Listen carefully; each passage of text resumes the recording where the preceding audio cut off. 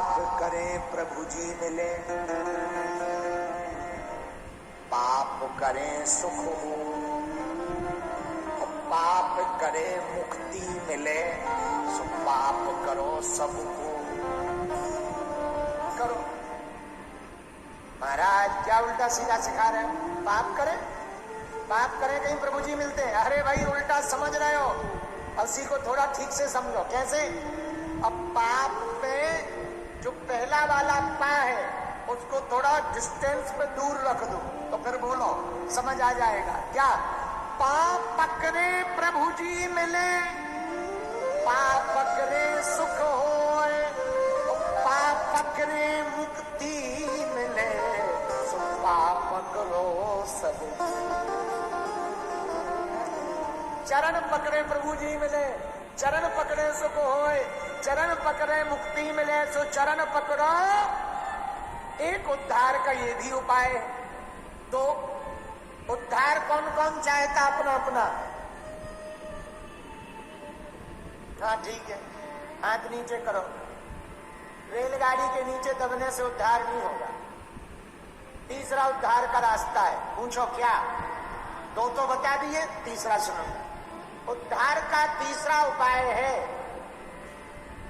गुरु कृपा। क्या? बोलो बोलो बोलो। सच्चे महापुरुष की कृपा हो जाएगी, बिना किसी प्रयत्न के आपका उद्धार हो जाएगा। हाँ, स्वामी समर्थ रामदास जी का नाम सुना? महाराष्ट्र के एक संत हुए, बड़े सिद्ध महात्मा। उनका नाम था स्वामी समर्थ रामदास। आज ही आपने हमको विग्रह दिया, उनका चित्र दिया महात्मा जी ने। हमको उनकी एक बात आपको ही देख के याद आ गई। बड़े सिद्ध महात्मा हुए स्वामी समर्थ रामदास। बड़े समर्थ थे, इसलिए उनका नाम ही समर्थ रामदास, स्वामी समर्थ रामदास। एक दिन अपने शिष्य से बोले, जाओ गांव में भिक्षा मांग लाओ।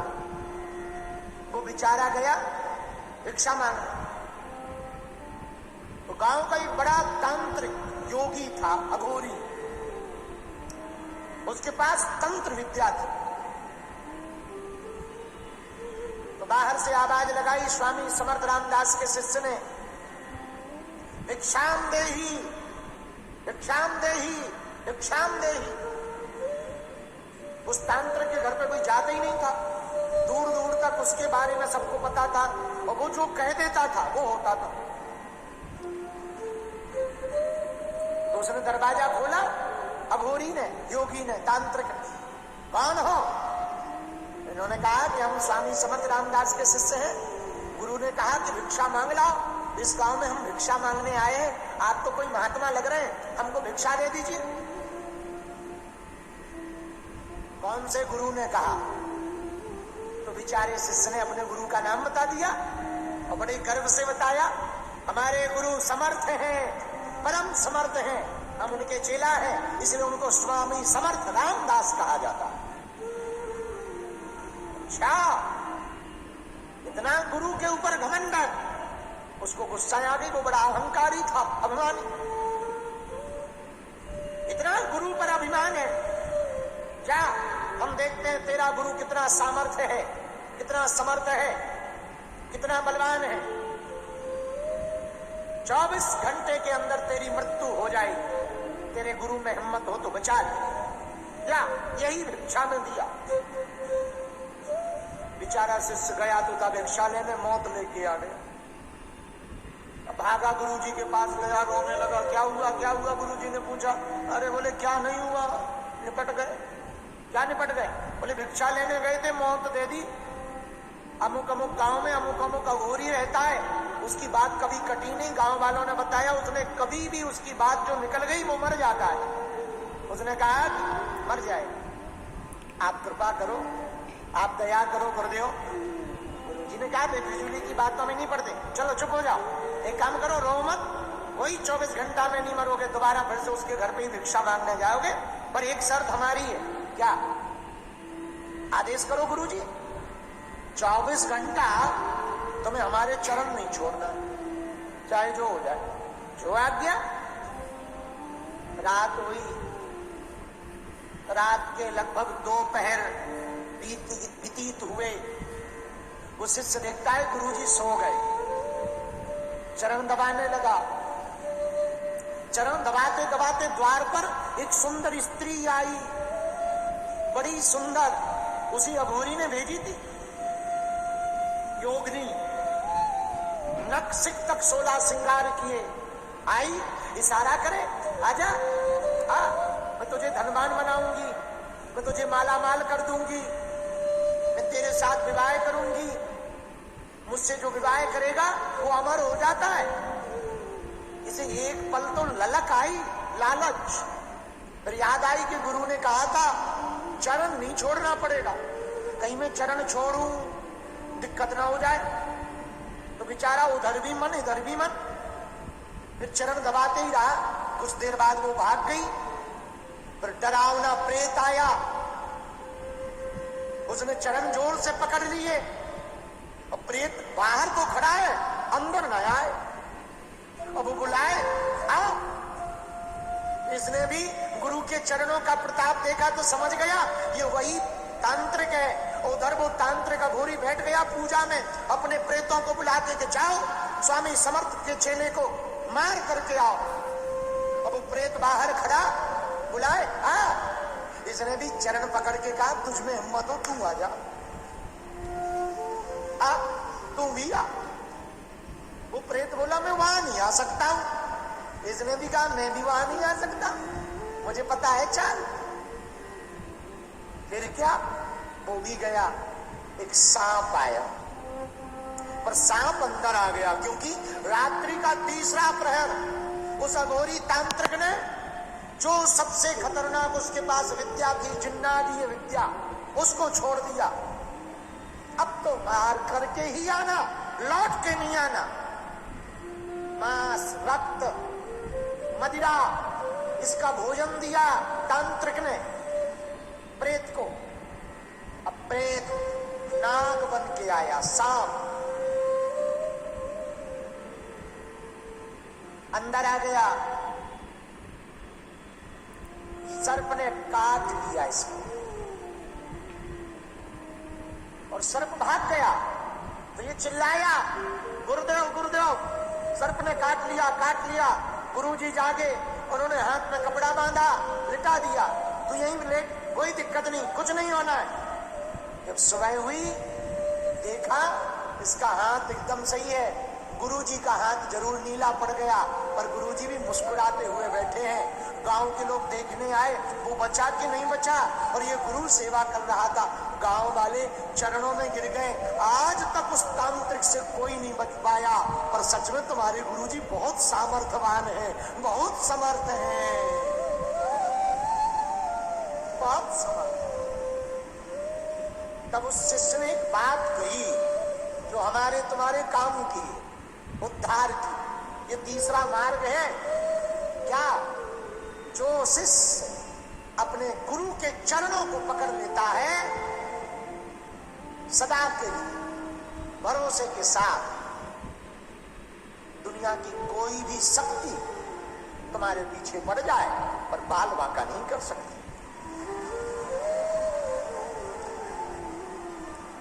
गुरु बिन भाव निधि तरह न कोई, जो विरंच शंकर सब होई। गुरु के बिना उद्धार भी नहीं होता। ये उद्धार का 3रा रास्ता है, गुरु कृपा। यदि किसी गुरु की कृपा हो जाए उद्धार हो जाए। नाम ना जप पाओ, गुरु कृपा ले लो। 4था उद्धार का मार्ग है साधना, खुद तपो, तो भी उद्धार हो जाएगा। और 5वां, जिनकी सन्निधि में बैठे कुछ ना करो, बस ठाकुर जी की बातें सुनो, हमारे ठाकुर जी की कथाएं सुनो। सुनते सुनते सुनते सुनते सुनते सुनते कान में शब्द पढ़ते पढ़ते पढ़ते, आवाजें प्रभु के नाम की कीर्तन पढ़ते पढ़ते पढ़ते पढ़ते ऐसी अवस्था तुम्हारी हो जाएगी कि तुम्हें लगेगा कि जो भागवत बाहर हो रही ना, वो भीतर भी हो रही। हाँ,